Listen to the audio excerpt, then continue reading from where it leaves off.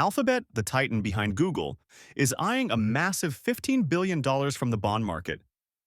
But what does this move signal for its future, and more importantly, for your investment strategy? Today, we're dissecting Alphabet's ambitious plan to tap into the US bond market for a staggering $15 billion. This isn't just another corporate debt issuance. It's a strategic financial maneuver by one of the world's most powerful tech giants, and its ripples will be felt across the investment landscape. For investors, financial analysts, and bond traders alike, understanding the nuances of this decision is critical. We'll peel back the layers to explore the why behind this significant capital raise, the how it's structured, and the profound implications for Alphabet itself, its stock, and the broader fixed income market. Prepare to gain a clear analytical perspective on this high-stakes financial play.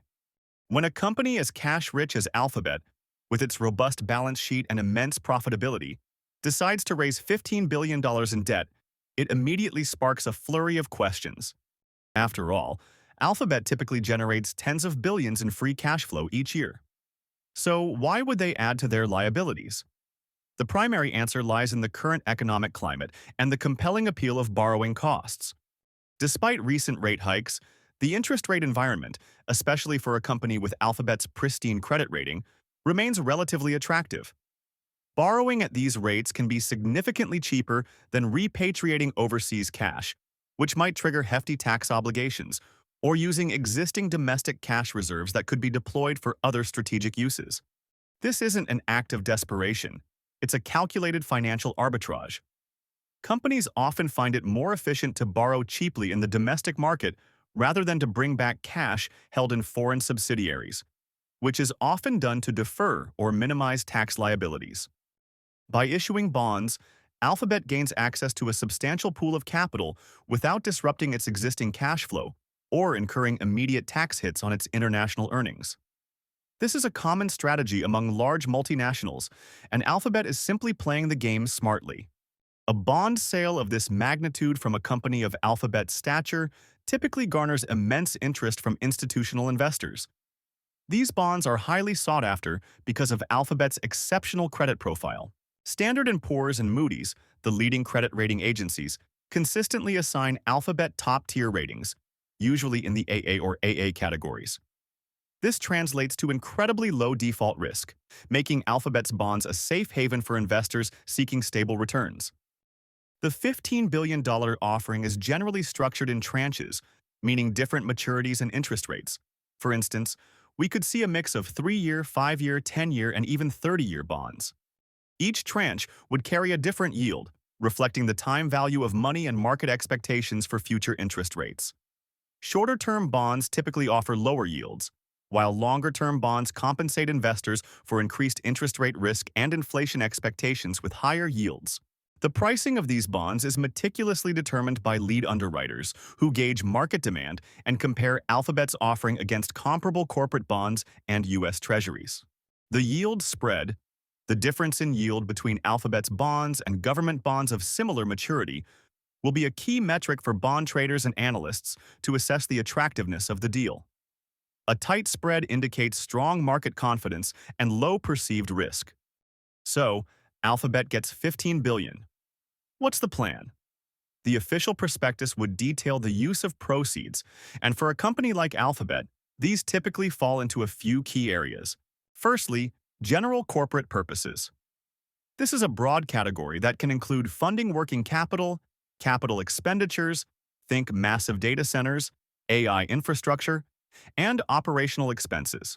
Given Alphabet's continuous investment in cutting-edge technologies like artificial intelligence, cloud computing, and autonomous driving, these funds will undoubtedly fuel its innovation engine.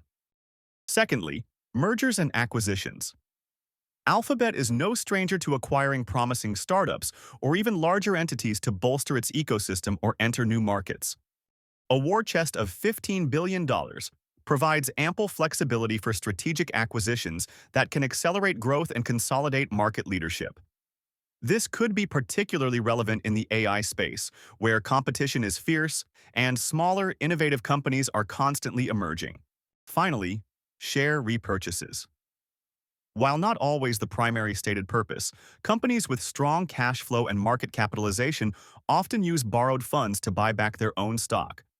This can reduce the number of outstanding shares, thereby boosting earnings per share and potentially supporting the stock price. This is a capital allocation strategy that appeals to equity investors and signals confidence from management.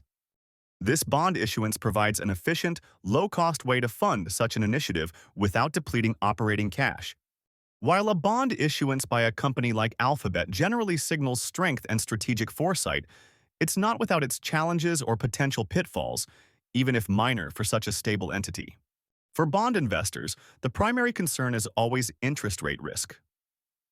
If interest rates rise significantly after they've purchased these bonds, the market value of their existing bonds could decrease, as new bonds would offer higher yields.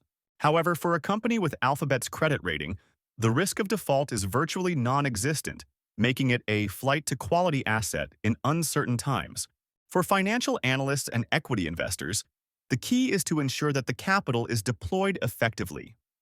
A $15 billion debt infusion needs to generate a return that exceeds its cost. Are the planned investments in AI, cloud, or M&A going to drive sufficient future revenue and profit growth to justify this additional leverage? An inefficient allocation of capital, even by a company as savvy as Alphabet, could weigh on future shareholder returns. Furthermore, while the debt level for Alphabet would still be very manageable, any increase in leverage, however small, does technically add to the company's financial risk profile. It's a fine balance between optimizing capital structure and maintaining financial flexibility. This $15 billion bond sale isn't just news for Alphabet. It's a significant event for the broader fixed-income market. When a AAA equivalent issuer like Alphabet comes to market with such a large offering, it tends to soak up a substantial amount of institutional capital.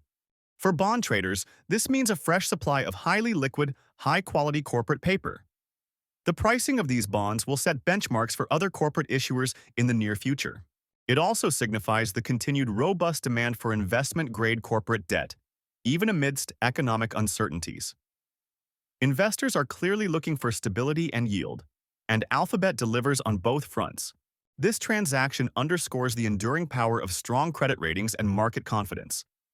In a world awash with economic volatility, institutional investors, pension funds, insurance companies, asset managers are constantly seeking reliable income streams.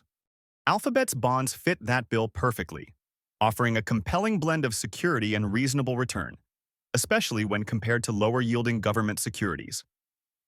This influx of high-quality corporate debt into the market provides fresh opportunities for portfolio diversification and yield enhancement for bond managers globally.